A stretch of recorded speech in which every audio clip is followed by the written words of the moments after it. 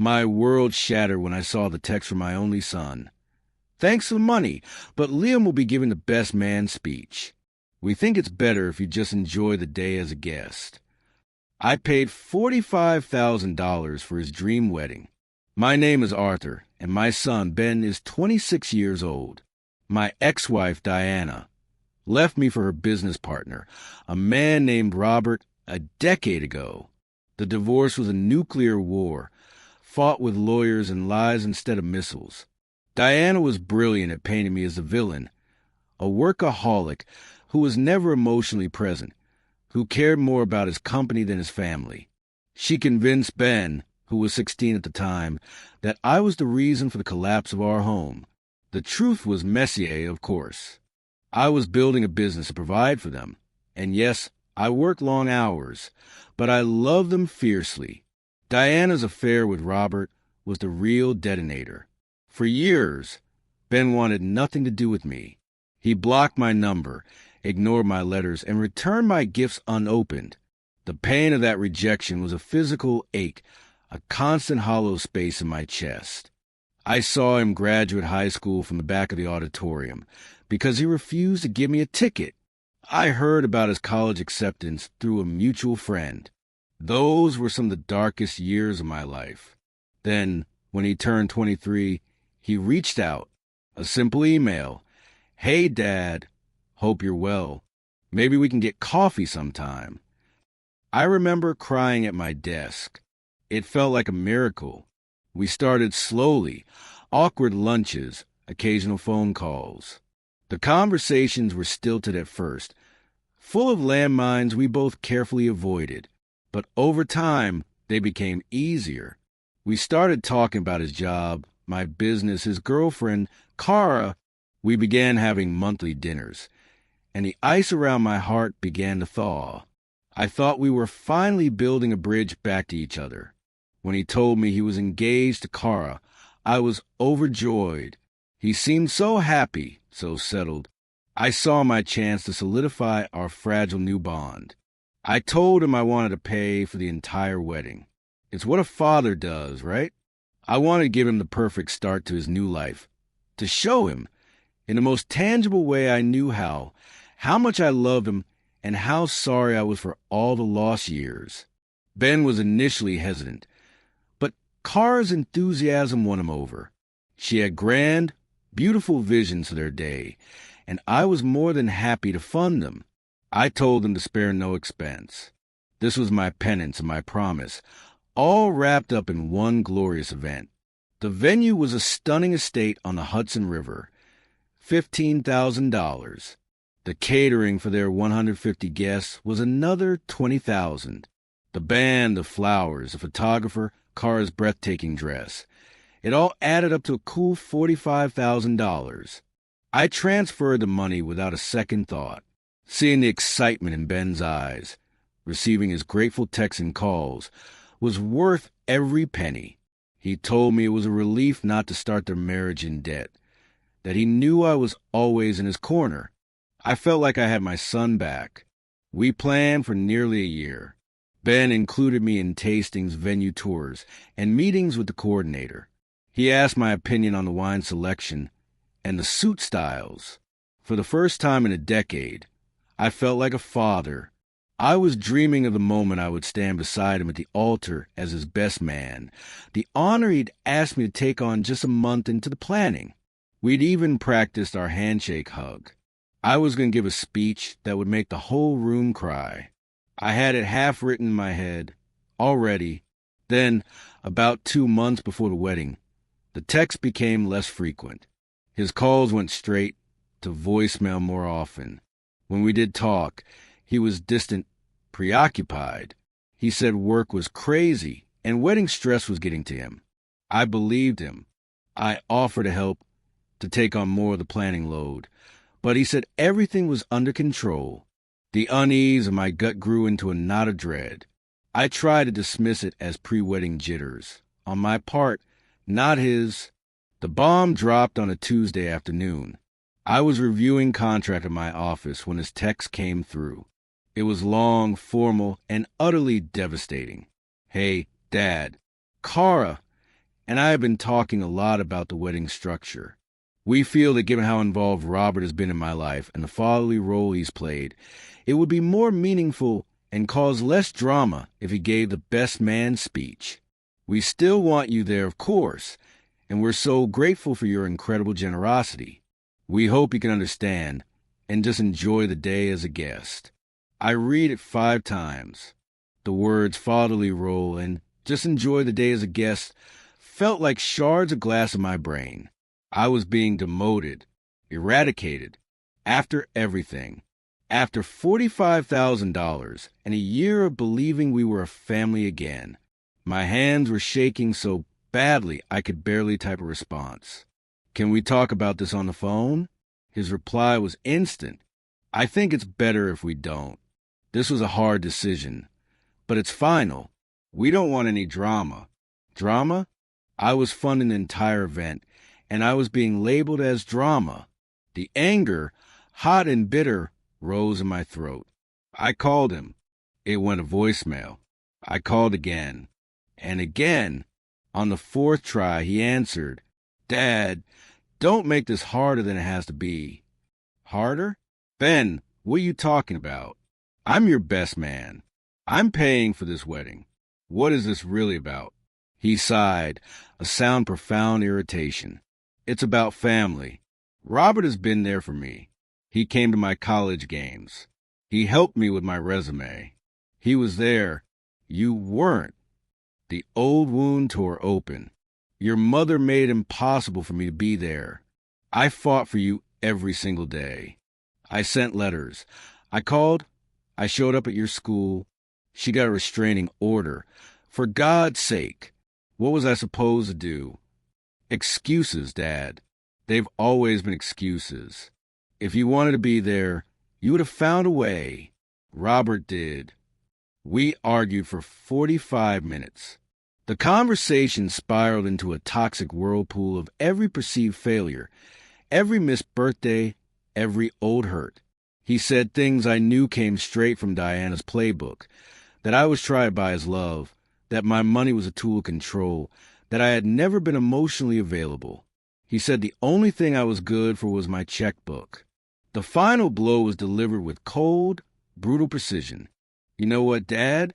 If you can't support our decision and be a gracious guest, then maybe it's better if you don't come at all.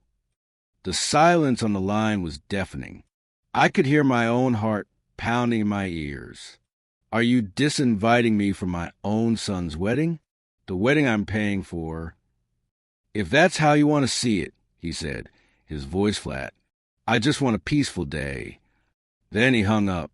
I sat in my leather office chair, the city sprawling beneath my window, and felt the foundations of my world crumble. The hurt was so profound it was almost peaceful. It was a clean, absolute break. He had chosen them. He had chosen Robert. And he had used my money, my desperate attempt to win back his love, to fund his ultimate rejection. I didn't hear from him for a week. I didn't reach out. The silence was confirmation. The hurt began to curdle into something darker, something vengeful and cold.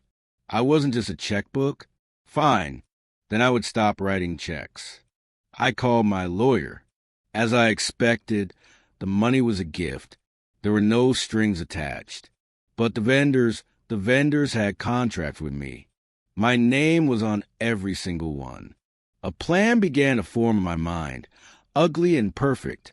I wouldn't just ask for my money back. I would pull the entire foundation out from under them. I would show Ben what it meant to have a support system vanish. I started making the calls. The venue coordinator was the first. I need to cancel the reservation for the Bennett Williams wedding. She was flustered. Mr. Evans, the wedding is in 3 weeks. Our cancellation policy. I don't care about the policy. Cancel it. I am the sole financier, and the event is no longer happening. I had to threaten legal action, but eventually they relented, keeping a hefty non-refundable deposit. I didn't care. The caterer, who hadn't yet ordered the perishables, was more understanding and issued a near full refund. The florist, the band, the photographer. One by one, I dismantled the wedding. I was a general systematically destroying his own supply lines. With every cancellation, a part of me hardened. This was justice. This was consequence. I was out almost $12,000 in lost deposits. It was worth it. I didn't tell Ben. I wanted him to experience the full catastrophic impact. I wanted his peaceful day to be a waking nightmare. I knew it was cruel. I knew it was a nuclear option. But the man I had been, the father who would have borne this insult for the sake of his son, was gone. He had been killed by that text message. 2 days before the wedding, my phone blew up. Calls from numbers I didn't recognize, frantic texts from Cara, and finally, a call from Ben. I answered, my voice unnervingly calm. "What did you do?" he screamed. He was hysterical. "The venue just called me. They said the event is canceled. The caterer is gone. What did you do?" "I canceled the wedding." I said simply, "You what? You can't do that. You ruined everything. You told me I wasn't welcome, Ben. You told me I was just a checkbook, so I stopped writing checks. Consider the lost deposits my wedding gift.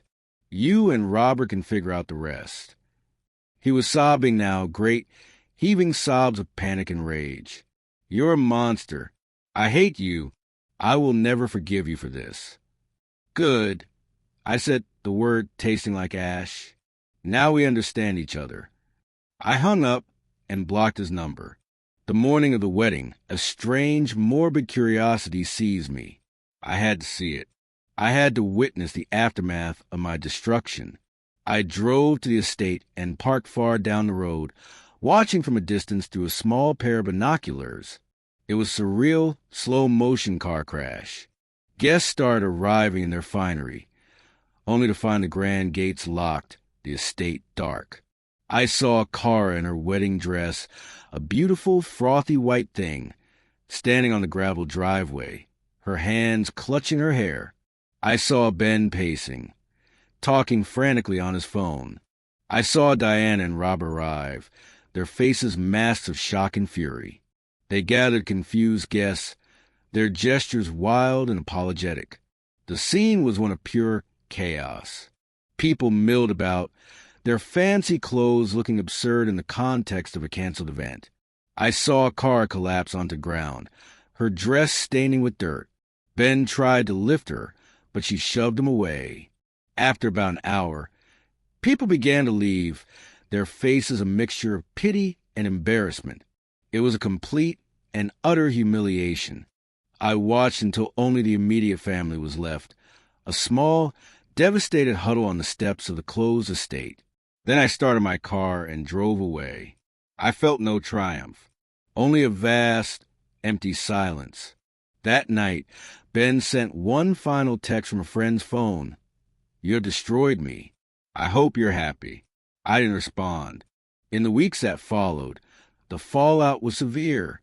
I heard through the grapevine that Cara had a panic attack, so severe she was taken to the ER. Their honeymoon in Bali was, of course, canceled. Ben moved out of their apartment temporarily. Diana sent me a long, venomous email detailing what a pathetic, vengeful failure of a man I was. I deleted it without finishing it. My brother told me I had gone too far, that I had destroyed any chance of a future with my son. My sister, who had always seen Diana for who she was, said Ben got exactly what he deserved for his breathtaking cruelty.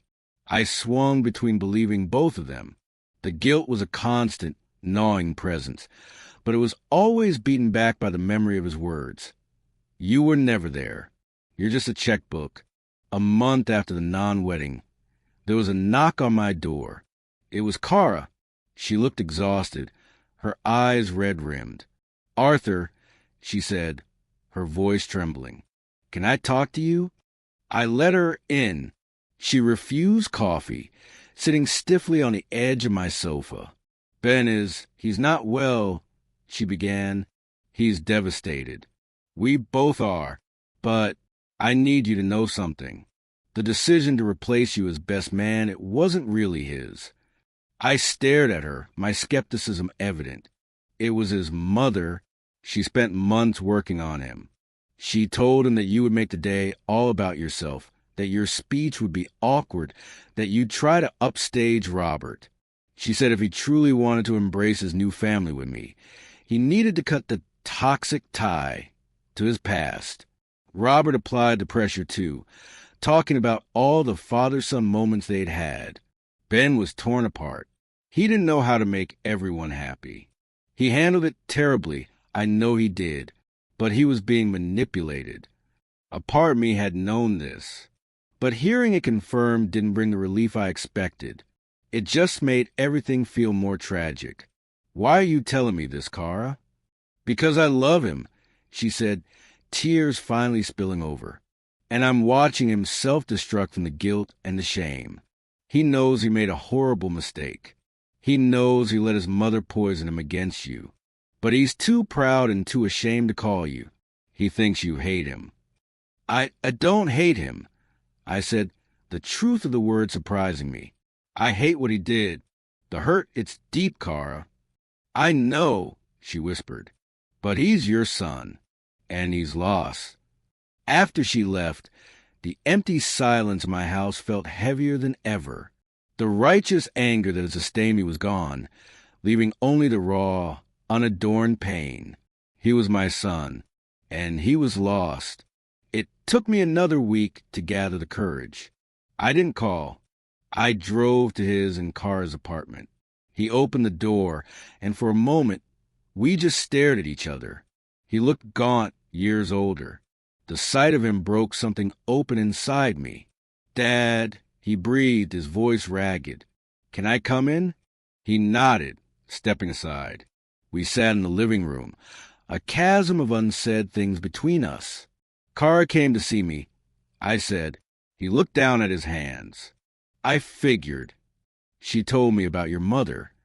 He let out a shuddering sigh. It's not an excuse. I'm a grown man. I should have had the backbone to tell her no, to tell you the truth. I was just so scared of causing a scene. I wanted a perfect day. He gave a bitter, hollow laugh. Look how that turned out. You wanted a day without me in it. I corrected him, the hurt still sharp. No, he said, his head snapping up. His eyes were filled with tears. No, Dad, that's the hell of it. I didn't. I wanted you there. I wanted you to be my best man. But every time I talked to Mom, she made me feel like a traitor for wanting that. She made me feel like I was choosing you over her, over the family she built with Robert. I got confused and angry, and I took it out on you. I said unforgivable things. He was crying openly now. I am so sorry. For all of it. The money, God, the money is the least of it. I am so sorry for hurting you. I looked at my son, broken and remorseful, and the last of my defenses crumbled. The anger had been a shield, and without it, I was just a father looking at his hurting child. I'm sorry too, Ben, I said, my own voice thick. I am sorry I wasn't there when you were younger. I am sorry I let the fight with your mother get in the way of fighting for you. And I am sorry I destroyed your wedding day. That was an act of a cruel and hurt man. You didn't deserve that. No one does. We talked for hours. We cried. We unpacked a decade of pain and misunderstanding. It was messy and painful and cathartic. He told me about the constant pressure from Diana, the subtle and not-so-subtle ways she undermined me. I told him about the despair of those years of silence, the desperate hope I poured into funding his wedding. Reconciliation is not a switch you flip. It's a bridge you rebuild, plank by painful plank, over a chasm of hurt. We started therapy, both individually and together. It was in one of those sessions that Ben decided to write a letter to his mother, setting a firm boundary. He told her that his relationship with me was non-negotiable and that her interference had to stop. It caused a massive fight, and their relationship is now strained, but Ben says it was necessary for his own sanity. 6 months later, Ben and Cara had a wedding, a small, simple ceremony in a friend's backyard. There were 30 people there. I stood beside my son as his best man. When it was my turn to speak, I looked at him and Cara, and I spoke not about the past, but about the future. I spoke about resilience, about forgiveness, and about the fierce, enduring love of family. I didn't mention the lost $45,000 or the locked gates of the estate on the Hudson. I didn't have to. The shadow of it was there, in the way Ben held my gaze, in the firmness of our hug. It's not a perfect fairy tale. The scars are still there, and they probably always will be. Diana is still a part of his life, though her influence is now kept at a careful distance. But Ben and I talk every Sunday. We have dinner twice a month. The relationship we have now is different from the one I dreamed of all those years ago. It's quieter, more deliberate. It's built now on a foundation of grand gestures and blank checks, but on hard-won honesty and the fragile, powerful choice to keep showing up. I learned that you can't buy love, and you can't incinerate hurt without getting burned yourself. Sometimes, the only way out of fire is through it, and if you're lucky, you find someone waiting for you on the other side.